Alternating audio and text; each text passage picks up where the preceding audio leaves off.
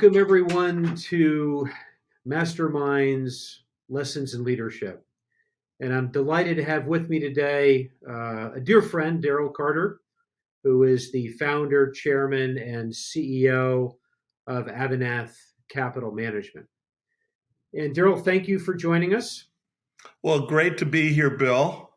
Appreciate it very much. Appreciate your being here for sure.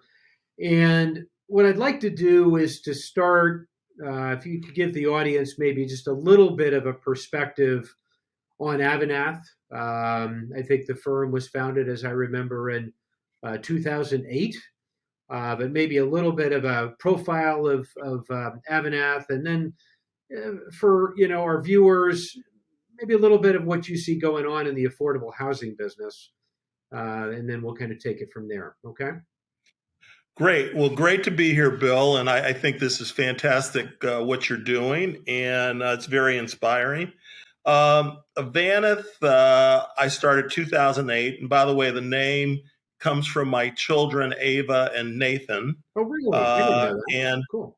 You didn't know that? Nope. Well, it's true. And and they're both very competitive. They're 18 months apart. One says, my daughter Ava says my full name's in the company, and my son says that he has more letters. So anyway, that's where the name comes from. But we own and operate today about 105 apartment communities, which comprise about 16,000 apartments.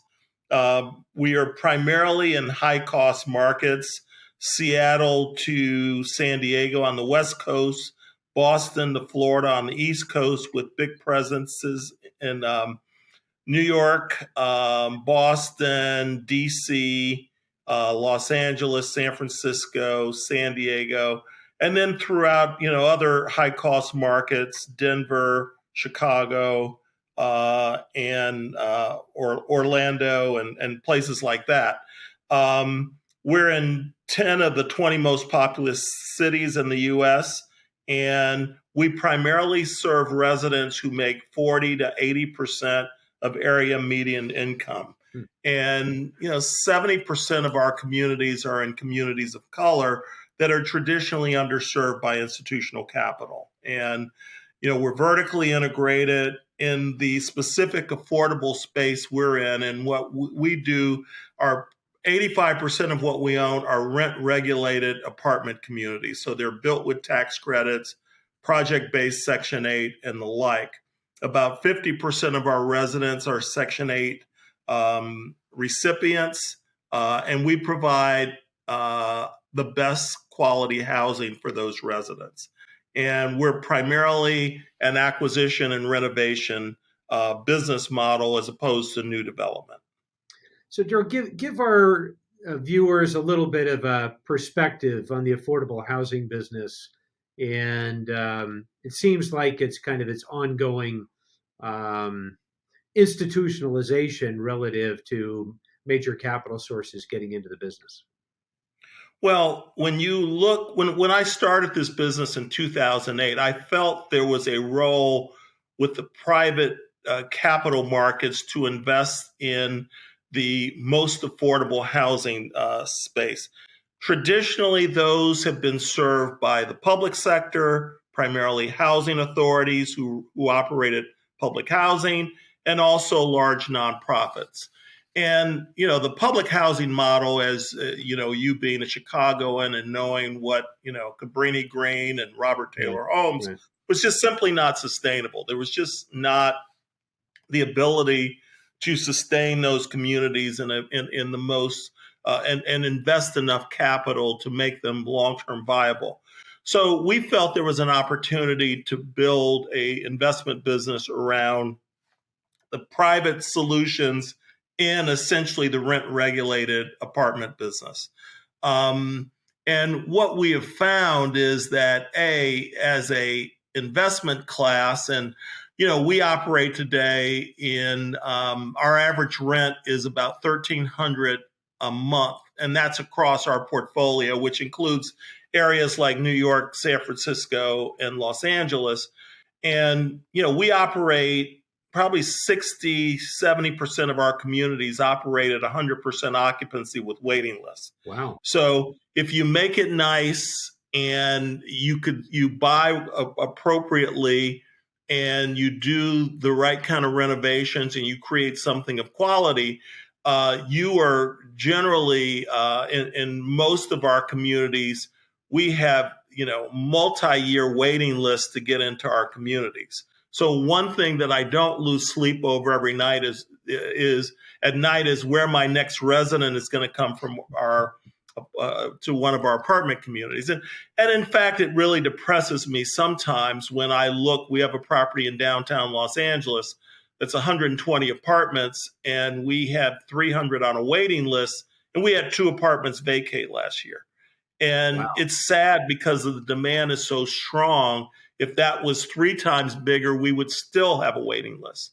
So there is a crucial need for quality, affordable housing that serve people at 40 to 80% of area median income. Mm-hmm. And, 90, our residents work. So, people talk sometimes about affordable housing versus workforce housing, which, my residents work just as well. I mean, Section 8 recipient holders, they 95% of them work.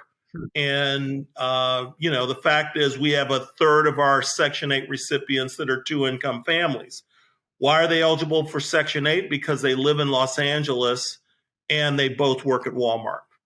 And, so those are the residents.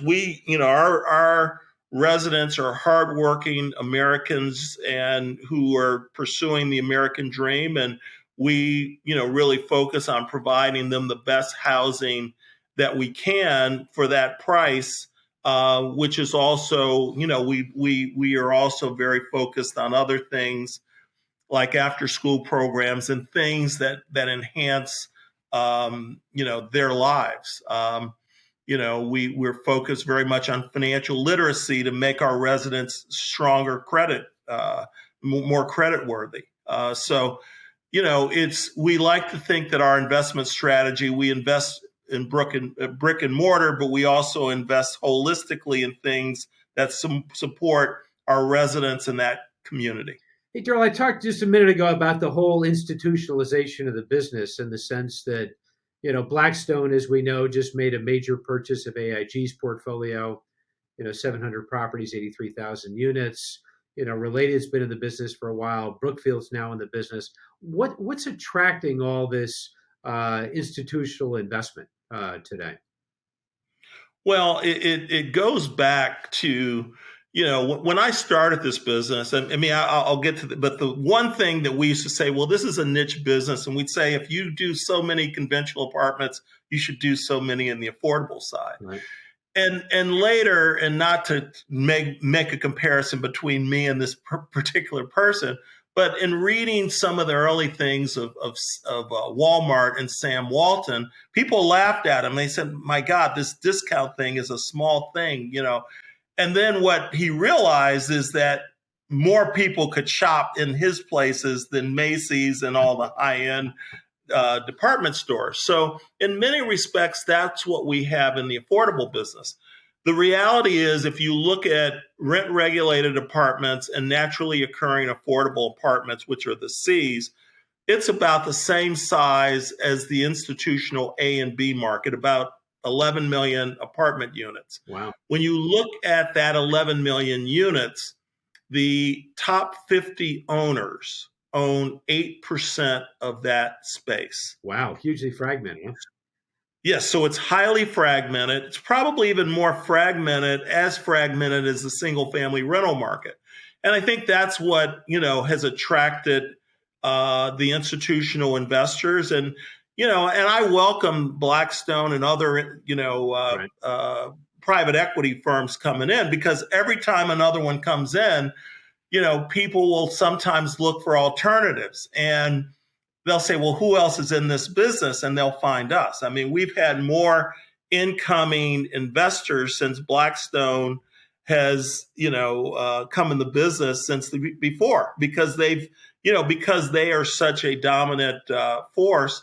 And I think it's positive because we need more capital in this space. I mean, there is a Right. significant opportunity to enhance the lower end of the apartment market. And and I think the more capital that comes in, it's a good thing. Yeah, yeah. So, Daryl, as we head out of 2022 and into 2023, there's a lot of consternation about the real estate business between the lack of financing, equity values, volatility of the stock market, on and on. And yet there still seems to be a lot of momentum behind affordable housing. Will affordable housing somehow be counter cyclical to what we're seeing in the real estate business, do you think? I believe it will because there's still the fundamentals are very, very strong. We do not have enough housing units, which is why rents have been pushed up. And the fact is that statutorily, affordable housing, a resident pays 30% of their income. So there is always more demand for that. And we just simply don't have enough of it, and we cannot create it at a pace that keeps up with the demand. And particularly when you factor in inflation and the other factors. Okay. I look at today's, one of the things that I have to caution my acquisitions team, which probably averages 16 years experience in the business, that for someone like me and a few other friends, maybe you, but you're maybe I won't throw you in the same category, but I've been in this business 41 years. I sat down recently and looked at treasury rates each of the years I've been in the business. Yeah. And one of the amazing things is that 80% of the time I've been in this business, interest rates have been above where they are right now. Wow. And I can assure you that 80% of the time I wasn't twiddling my thumbs. I don't think you've ever twiddled your thumbs, buddy. Absolutely. No, but it is interesting. I mean, we are still at a historic low relative to interest rates, but some of my younger colleagues who have operated where we've done 2 and 3%, 2.5% to 3.5% mortgage rates, they're like, well, how does this work? And and they even now believe me because sometimes when I tell them my first mortgage was at 13.5% on a condo on Lakeshore Drive, that they like, wow, he's really old, or my God, he had to get like a subprime loan. His credit must have been really bad. But so I think that my view of the economic cycle, I mean, certainly the interest rates will have an impact on values. But I look at different recessions, including the financial crash in the 2008, and I look at 1991, which to me was a supply-driven recession where we had an oversupply of everything. Mm-hmm. We don't have that situation, at least in apartments today. Mm-hmm. Office, other things, maybe. But, I look at where we are, and I still am optimistic relative to the affordable housing sector, again, because of the fundamentals. Right. So you went from banking, and then you became Quentin's partner at Capri, then you went on to Centerline, then you formed your own business. If you had to pick one person who was an extraordinary mentor to you, who would that be? I always would start with my dad. My dad, who was not, did not get much in the way of formal education, grew up in the South, he and my mother, and was an auto worker, but had incredible wisdom and was very well read. And, probably without a doubt, the most important thing that he taught me was work ethic. Mm-hmm. And, with work ethic, you can accomplish anything. But no doubt my dad, in terms of the character and being able to persevere and things like that. And then a couple of mentors along the way, one being Jim Harper, who ran real estate at Continental Bank. Right. And and then others, we sold in a good part of our business in 2005 to Centerline, which was affiliated with Related. And so I became, worked for Steve Ross, who became a great friend and mentor Mhm. and still is today. And so I've been blessed to be able to see, different people, like Jim, who is a master of relationships, and that's why Continental was a great bank, and Steve Ross, who's one of those who always challenge you to think bigger, and that's a great attribute. And I remember the first time I presented my plan to Stephen, and he said, "Well, how do we double it?" I'm like, "Well, you know, I'm shocked. Like, hey, this is pretty doggone good." But thinking in those terms is always a good thing. Yeah. And candidly, I'm very conservative, which was, probably why, my long term partnership with our mutual friend Quentin Primo, and Quentin, who was the ultimate in visionary, and I was the ultimate in, how do we stay? How do we pay our bills? How do we make sure that we survive? Yeah. And I'm always looking at downside, and I think you need an element of both of those in businesses. Yeah.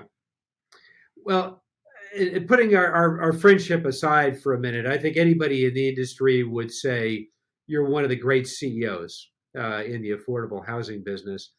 And my sense is, Daryl, that culture has played a very, very important part of all the businesses that you've either run or that obviously you've founded. Um, Tell the audience a little bit more about your perspective on culture and how important it's been to your success. I think the first thing with culture is making sure every voice that's in the room is heard, and that there is a willingness that as a leader you have to listen, and just because some of the best, you don't know where great ideas are going to come from. Hmm.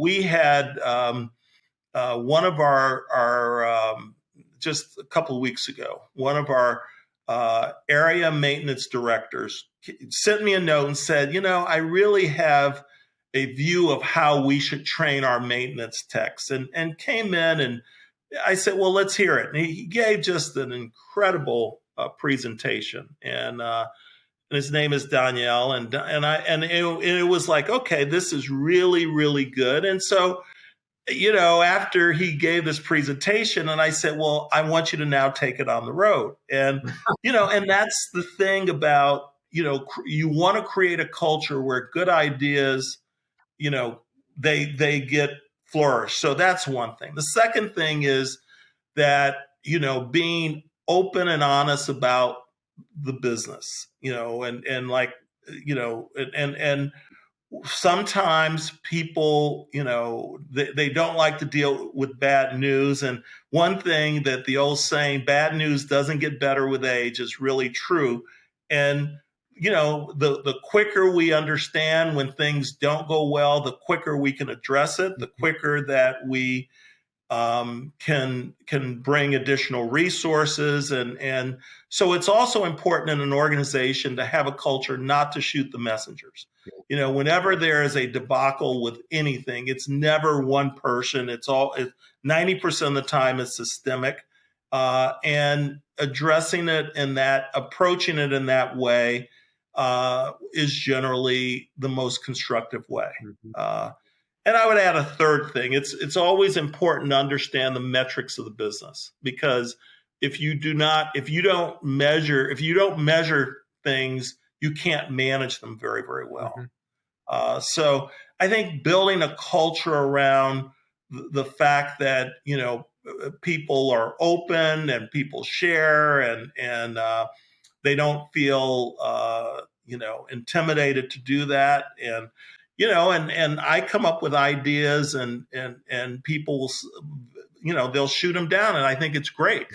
And having that, because you don't want to go into going into something that that other people say, well, hey, that's going to be a disaster, Right. And not listen to it. Yeah.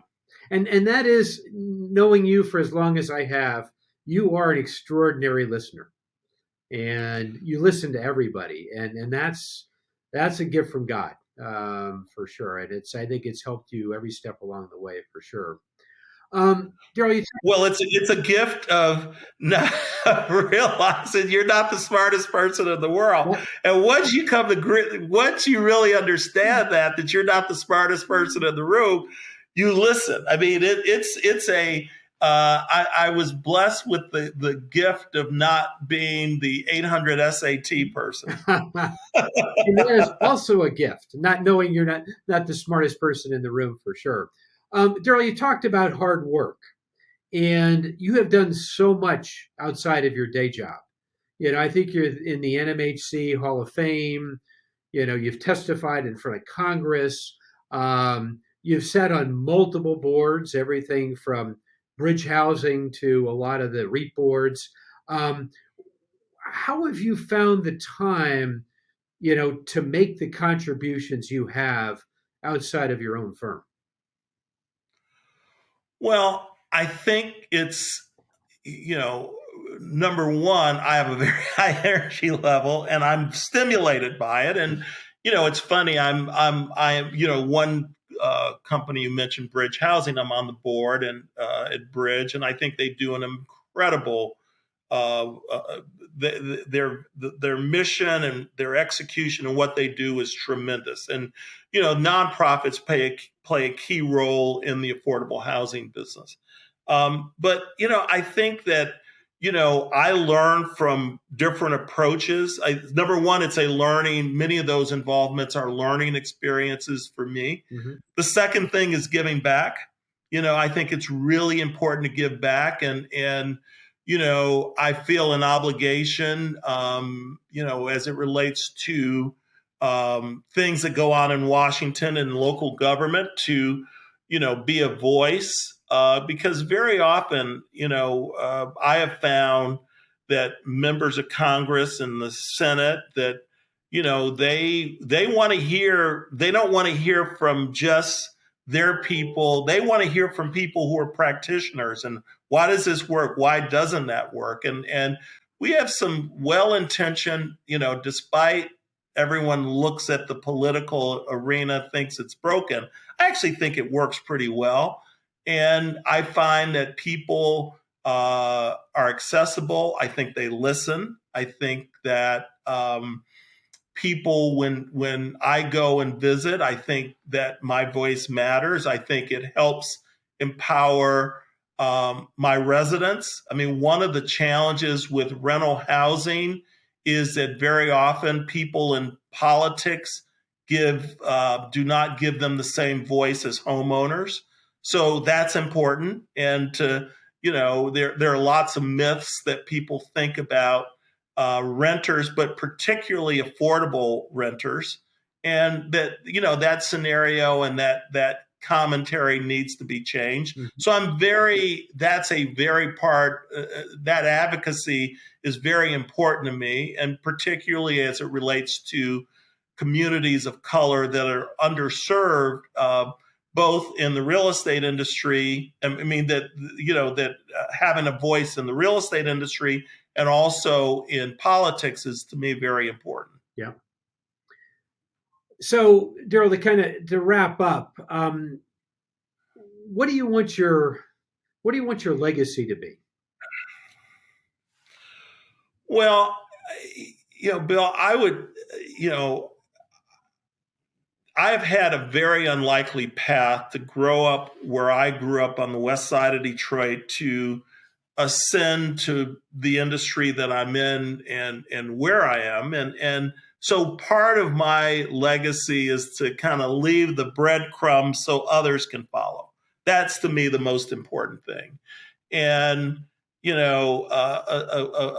a good part of my focus is on, in many inner city communities, and particularly my hometown of Detroit and other places, to get that 15-year-old Daryl Carter that's there today to maybe look at an industry like this, or to look at something beyond their neighborhood. So mentoring is extremely important to me, and particularly young men in a lot of communities that there may be fewer dads around. I was blessed. I had a dad, and I had lots of uncles and men who, and they were tough, and if it was easy for them to keep me on a certain path, because the consequences were dire if I didn't. And and I'm not necessarily promoting that today, although there is a firm hand that's needed in many communities with younger men, and guiding them the appropriate way. And so, that's been an area that I've been focused on. And in particular, there's a good friend of mine who has a program that it's called Youth Impact Program, and former San Francisco 49er Ricky Ellison, and something Ricky formed, that we bring 100 kids. Specifically, we have a program at that we do it at the University of Michigan, where we bring 100 kids from Detroit to the university, and it's held at the big house, where they're given tutoring, and it's a disguised sports camp. Coach Harbaugh is very involved in it. His rising sophomores participate as counselors. We have U.S. Marines that mentor, and then we have public school teachers that mentor these and these young men. But we have found that 2 weeks in Ann Arbor, that their test scores go up an average of 35%. But more importantly, wow, seeing things, and it's really incredible, because even though it's 2 weeks, they get a lot of one-on-one tutoring. The other thing, Coach Harbaugh has found that many of his rising sophomores, who are only a few years removed from that setting — most of our kids that come in the program are 8th and 9th graders — they really kind of have to bone up on that to be counselors. So it's a win-win. But I'm very supportive of things that will take that next generation, in particularly, and provide the opportunities. I mean, I think America, I don't care what anyone says, and yeah, we have some problems here, but it is the greatest place that I've seen. And I think there's opportunity for everyone that wants to work hard. And, just getting people early on to make good choices is the challenge. And so, that's the thing that's really important to me, is to show people that, that there's a path that they can take. I'll go to a lot of our communities, and I'll see I'll hear a young man who will say he owns our property, and then I will always go and turn to him and say, "No, this is your home. I just take care of it for you." And I do that over and over, and and I'll see, I'll go and young men who will come and talk to me, and I will say, well, this is how I do this, or this is how I do that. But try to be, I try to be very present and approachable. I spend a lot of time in our communities, and it is the best part of my job, is walking our communities and interacting with our residents, and listening to them. Well, one of my 3 tenets of leadership, as you know, because it's in my tagline, is generosity. And I will tell everybody in the audience that you are one of the most philanthropic people I know. And I think, once again, just one more building block to that leadership pinnacle, for sure. Well, that's very kind for you to say. So, Daryl, I have to close with your kids, right? I didn't realize that the name of the company was a derivation of their names, but you got a daughter who's a hell of a basketball player. You got a son. You have a son who's a hell of a golfer, right? Yes. Okay, who's the better athlete? Oh my God. Oh, I am.